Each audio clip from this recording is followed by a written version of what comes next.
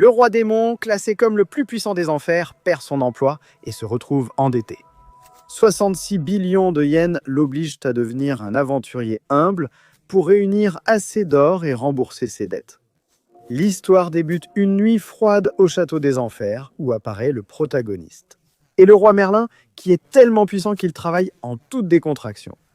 Dehors, une guerre séculaire oppose humains et démons dans ce monde. Actuellement, ils sont dirigés par Lilith, la sœur du roi.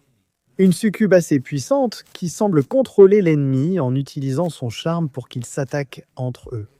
Cependant, les humains utilisent aussi ce qu'on appelle des héros comme armes, dans ce cas avec Alice à leur tête. Une albinos avec tout l'équipement, y compris une armure et une épée spéciale contre les démons, avec lesquels elle équilibre la balance dans un combat épique au corps à corps. Toutes les deux sont de niveau élite, mais le prota ne supporte pas qu'elle fasse autant de bruit. Et surtout parce que l'épée d'Alice parvient à couper complètement les attaques de Lilith, qui finit par être soumise. Les guerriers commencent à célébrer pendant que leur évêque apparaît pour la contre-attaque finale. Pour en finir avec celui qui est le plus redouté des 7 rois démons. Il détient aussi le record du plus grand nombre de morts humaines reconnues. Ainsi, à la dernière minute, l'évêque change de plan, car il possède une arme conçue pour éliminer les démons. Une œuvre de la sagesse de 100 ans et qui d'un seul coup détruira tout le château. Cependant, le plan était seulement d'éliminer le roi, pas de provoquer un nouveau massacre. Cependant, il s'avère que le vieil homme cherche une vengeance personnelle, après avoir été humilié plusieurs fois par Merlin. Ainsi, son œuvre, sa baleine, l'a éloigné du bien, avec des expériences douteuses pour atteindre son but. Avec une monstruosité aux centieux, qui, sans trop réfléchir, libère un rayon d'une puissance incroyable qui anéantit les troupes de démons à l'avant-garde. Cependant, quelque chose se produit lorsque le roi apparaît. Ce niveau de puissance n'arrive plus à progresser, tandis que tous autour de lui le regardent avec peur et respect.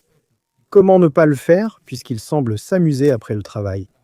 L'évêque se présente à lui comme son ennemi juré, son rival, sa némésis. Mais le prota ne parvient à s'en souvenir que parce que c'est le type qui, lors de la dernière croisade, a été le seul survivant. Parce qu'avant même qu'il ne l'attaque, il était déjà en train de se pisser dessus et de le supplier pour sa vie, allant même jusqu'à lui promettre qu'il lui amènerait des humains en offrande s'il le laissait vivre. Le type essaie de cacher cette honte en attaquant à nouveau avec une baleine, mais cette fois avec toute sa puissance, utilisant l'âme de ses propres guerriers. Mais ici, il suffit que Merlin dégaine son épée pour que la créature géante soit complètement tranchée en deux. L'évêque est stupéfait et se jette aussitôt au sol pour supplier. Avec un tel coup de chance, le prota doit retourner au château pour terminer son rapport hebdomadaire démoniaque. Mais Alice affirme que la bataille continue. Et pour ne pas mépriser sa détermination, le gars lance une nouvelle attaque qui cette fois désintègre les troupes restantes de son évêque et manque de peu la fille. L'onde de choc crée un cratère, illustrant leur puissance brutale. Juste pour qu'au bout de 2 minutes, ils se fassent réprimander par ses camarades, qui ne voient pas les résultats attendus dans leur terre. Il peut être le roi le plus puissant, mais s'il n'arrive pas à piller des butins ni à ajouter de nouveaux adeptes au royaume, il se retrouve en bas des listes comme le roi le plus inutile. Le protagoniste se lève et dit qu'il maintient la stabilité depuis des années, ajoutant que la peur des démons vient de son pouvoir. Il croyait être sauvé jusqu'à ce que la comptable démoniaque lui montre les scénarios pleins de pertes après chaque bataille. Oui, il génère de la peur, mais en dépensant l'argent du royaume. En fait, elle lui dit qu'il a une dette de 66 billions de yens. S'il la paie, il peut rester roi, mais sinon, en gros, ils sont en train de le virer.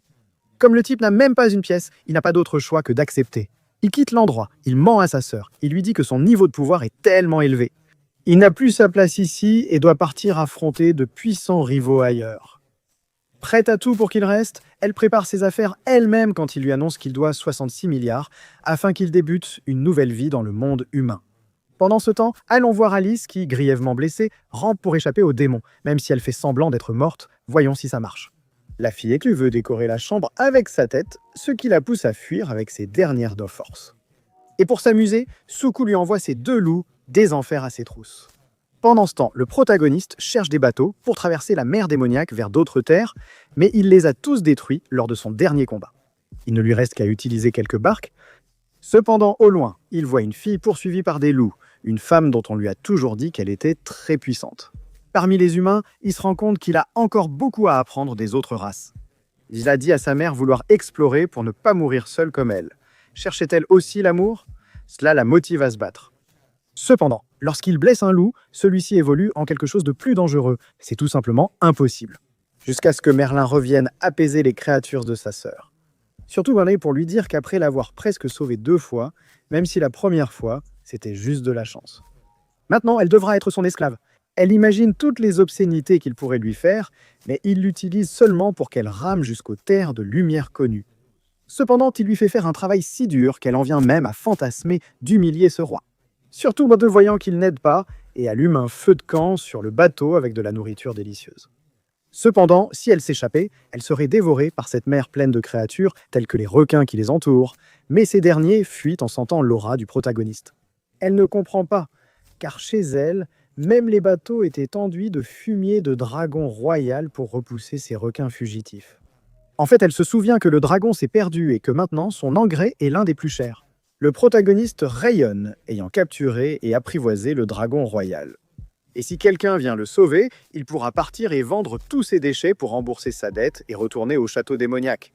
La fille, sachant que le gars veut l'abandonner, jette le cristal, annulant ainsi le contrôle du dragon, les obligeant à continuer à voyager ensemble. Cependant, il est quand même étrange qu'ils ne voient même pas de poissons à proximité maintenant. Et en fait, ils ont fini par attirer l'attention du monstre marin, une énorme difformité pleine de dents. Le protagoniste, étant un démon, ne sait pas nager ni se battre dans l'eau. La fille tente d'attaquer la bête, mais sa peau est trop dure. Marlène tente de convaincre la créature de devenir son esclave et de les mener à la rive, mais celle-ci refuse. Quelque chose qui énerve vraiment le protagoniste. Et puisqu'ils vont être dévorés, il dégaine son épée et d'un seul coup, il dépaisse la créature comme si c'était un poulet. Ils ont assez de nourriture pour rejoindre la rive. Le protagoniste, lassé de son esclave, la libère pour continuer son aventure. Mais pas sans emporter quelque chose de précieux pour elle. Pendant qu'Alice pensait à sa virginité, le protagoniste prend son armure qu'il peut vendre. Un gars entreprenant. Pendant qu'il échappe à la fille, elle le maudit, et nous avons un saut dans le temps d'1 an. Mais avant, nous voyons comment l'héroïne, après être revenue auprès de ses supérieurs, elle finit par être punie pour son échec et pour l'armure qu'elle a perdue, se retrouvant sans titre et avec une dette de plusieurs millions en or. Voilà pourquoi, après 1 an, elle sauve toujours des gens. Le problème est qu'elle rencontre 2 membres de l'élite recherchés par le royaume. Mais bien qu'elle ait ce rang, elle ne peut gérer qu'un à la fois. Elle est désavantagée jusqu'à l'intervention d'un mystérieux inconnu ayant entendu parler des frères Barbe-Rouge. De grands rivaux comme ceux qu'elle recherche. Le problème, c'était qu'il suffit d'arriver pour les écraser. Et même s'ils sont arrogants, ils se prennent vraiment trop au sérieux. Ni l'aura de combat, ni la magie ne le détectent. Quand ils attaquent, il se passe toujours la même chose. Son épée anéantit complètement ses rivaux et tout ce qui se trouve dans un rayon de 500 mètres, y compris les membres venus pour aider. C'est sûrement Merlin, mais Alice, sans voir son visage, sent que c'est l'homme élégant et fort qui l'attire. Les rumeurs commencent à circuler dans les villes au sujet d'un héros qui n'est ni bon ni mauvais, mais qui est très puissant. Ainsi, Merlin se retrouve avec une nouvelle identité sans s'en rendre compte. Pourtant, cela lui est égal car ce qu'il cherche vraiment, c'est devenir l'un des bandits les plus recherchés.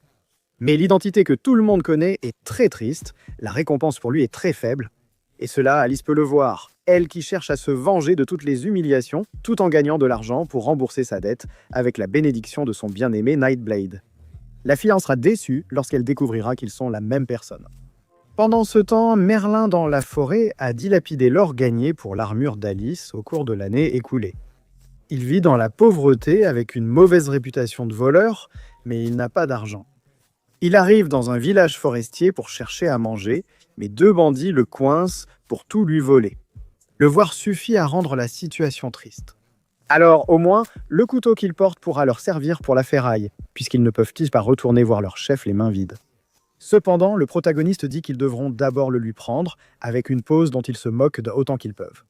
Cependant, les voleurs ne sont pas non plus les plus forts, ils peuvent y faire plusieurs coupures, mais seulement sur de petits objets. Le protagoniste pense qu'ils sont inutiles et les envoie laisser les hommes à l'opposé du village.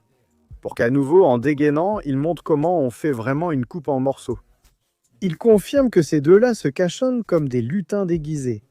Même si l'un s'échappe, le protagoniste ne leur accorde pas d'importance. Il a trop faim. Ce qu'il ne savait pas, c'est qu'il existait un traité de non-agression entre les humains et les lutins. C'est pourquoi lorsque le chef de ces créatures en l'apprend, il sait qu'il a maintenant entre les mains l'excuse parfaite pour commencer à envahir et piller. Déguiser son peuple en humain faisait partie du plan pour déclencher la guerre et massacrer un maximum de personnes. Et si ce blond est aussi puissant, il sera lui aussi écrasé. Ils pilleront et réduiront en esclavage autant de personnes que possible, jusqu'à s'emparer de tout le village sans savoir ce qui les attend avec un roi démon, s'ils ne lui laissent pas de nourriture. Un combat se prépare. C'est ici que se termine la première partie de ce Donnois. J'ai parié sur cette chaîne car je l'ai vraiment apprécié. Mais il est extrêmement méconnu. Je le connais, comme d'autres ici. Je ne sais pas comment vous allez le prendre, mais je sens qu'il a du potentiel. Si je reçois beaucoup de likes et commentaires, je préparerai les autres épisodes à publier. Beaucoup de contenu reste à résumer. Et en plus, c'est en cours de diffusion. Une série de fantasy médiévale, avec de bons combats, de l'humour et des intrigues simples, mais captivantes, dont on ignore l'attrait. Et très comme d'habitude avec les Donghua, une animation excellente. Dans les combats ou explosions du roi démon, nouvelle recommandation sur cette chaîne pour en profiter. Et si je vois qu'on atteint les 2500 likes tout de suite, je vous préparerai la suite. Abonnez-vous pour ne pas la manquer dès sa sortie. Merci d'avoir regardé mon résumé. En attendant d'autres chapitres de ce Donghua, je vous propose une autre histoire excellente et peu connue. Parce que Xenos Lindos est le protagoniste masculin de la saison, eh bien cette histoire fantastique, avec un protagoniste épique, commence justement dans un royaume où les guérisseurs, ces héros qui soignent les autres héros, sont le pilier fondamental. Dans le royaume de R7, un grand respect s'est instauré pour la profession de guérisseur, en aidant à l'expansion des communautés sans trop de pertes. Il y a donc clairement un endroit d'où proviennent les meilleurs guérisseurs qui, après de longues études, obtiennent leur diplôme et gagnent le respect. Beaucoup de femmes aussi, car ils deviennent élégants et obtiennent une licence pour travailler. Il existe 3 grades, le 3e étant le plus ordinaire et le premier le meilleur. Cependant, certains sont l'opposé, comme Xenos, qui porte fièrement le nom de son père, Lindozel, donc Xenos Lindos. Sans licence, il pratique humblement comme guérisseur et soigne les villageois pour un prix équitable. Il vit dans cette maison avec la petite Lily, une fille qui, sans lien familial, s'occupe de lui. Elle s'occupe des tâches de la maison, non pas parce qu'elle le doit, mais parce qu'elle le veut, ce qui laisse au héros le temps de travailler comme il faut, à la maison comme à l'extérieur, en faisant des soins à domicile. Cependant, il se trouve que ces deux-là sont accompagnés dans la maison par une sorte d'esprit d'une femme assez gentille. Pendant ce temps, d'autres filles de différentes races viennent apparemment très souvent à son entreprise pour se faire soigner. Excuse étrange car elles cherchent le protagoniste. Certaines veulent être chouchoutées, d'autres ont des intentions plus obscènes ou dominatrices. Alors, pendant qu'elles l'attendent, Lily décide de préparer le repas, car apparemment, elle a un talent incroyable pour la cuisine. Elle délaisse parfois la cuisine pour d'autres tâches, comme étendre le linge par choix et non par genre. Et ces 3 filles finissant par goûter un ragoût qu'elles finissent par manger entièrement, cuillère après cuillère. Le déjeuner était destiné au protagoniste, alors la petite se met vraiment en colère. Elle n'accepte aucune excuse, elle veut frapper tout ce qui s'approche d'elle. Cependant, ces filles insouciantes sont un problème qu'elle ne peut pas contrôler. À la fin, sa colère se transforme en pitié. Et toutes ces filles n'ont pas d'autre choix que de trouver de nouveaux ingrédients pour le repas. Sinon, le fantôme affamé du 2e étage les tuerait toutes. Il est donc temps de travailler. Pendant ce temps, nous retrouvons Xenos Lindos, qui fait tout sauf soigner les gens et regarde passer d'autres saints assez mal en point. De toute façon, la fille ne demande pas d'aide, donc ça ne lui importe pas beaucoup. Voyant le propriétaire apparent la mépriser, la situation devient sérieuse. Et en fait, même si elle a mal au ventre, la vie des esclaves, et en plus semi-humaine, n'a de valeur ni à l'hôpital ni pour ses propres maîtres. Ce type s'en sert juste pour éviter de faire le sale boulot lui-même, comme fouiller les cimetières pour des objets de valeur. Cependant, alors que la fille se tord de douleur, il la frappe avec une telle malchance qu'elle entre en contact avec ce qui semble être une malédiction. Le type ne le sait pas, il veut juste que son esclave fasse son travail. Et quand il sent le danger, la petite, furieuse et plus agressive, lui entaille gravement l'abdomen. Le type s'enfuit et Xenos qui passait le retrouve. Le type est un égocentrique qui veut seulement qu'on tue l'esclave, qui ne lui sert plus à rien. En plus, il ne sait même pas ce qu'il faisait pour que la fille semble possédée. Le prota doit donc analyser la situation. En même temps, avec une grande agilité, il esquive de puissantes attaques pour la taille de la lapine et protège le bourgeois. Cependant, cela ne lui demande pas beaucoup d'efforts. Il ne peut laisser aucun des deux mourir à cause du serment fait enfant. Il montre qu'il est un guérisseur exceptionnel doté d'une compétence bien supérieure à celle d'un villageois. Il est en fait étrange qu'un guérisseur soit si puissant. Il lui retire l'esprit, le détruit et la soigne en quelques minutes. Cependant, le bourgeois n'a pas autant de chance ni de temps. Et puisque le protagoniste ne va pas le soigner gratuitement et n'a aucune raison de le faire, il n'a jamais obtenu la licence, avec les règles à suivre. Pour le sauver de la mort, le type lui fait payer plus cher. En plus, il exige d'emmener la lapine avec le titre de propriétaire, ce que le type trouve assez injuste. Mais pour s'en sortir indemne avec son mystérieux business de pillage de tombes, il doit finalement payer. Pendant que Xenos Lindos met la fille en sécurité pour lui expliquer, à son réveil, qu'elle a un nouveau propriétaire.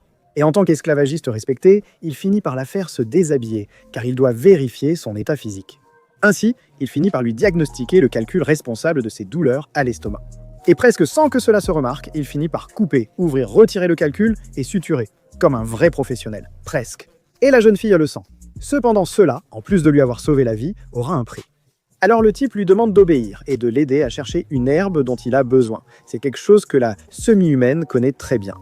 Ainsi, après avoir accompli sa tâche, le protagoniste décide que cela suffit. Maintenant, elle sera libre.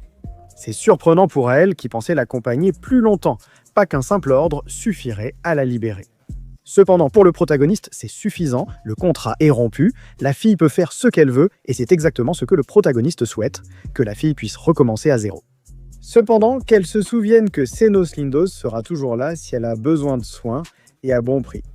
Elle rentre chez elle et remarque que la maison est négligée, car le protagoniste est peu attentif aux choses matérielles. En rapportant les herbes, il retrouve ses patients habituels, juste à temps pour préparer le repas. L'aventure d'aujourd'hui l'a fatigué, il est temps que tous se retrouvent pour en profiter ensemble. Pour nous laisser ainsi avec le premier épisode de cet anime, qui sera probablement la seule série japonaise que je résumerai cette saison.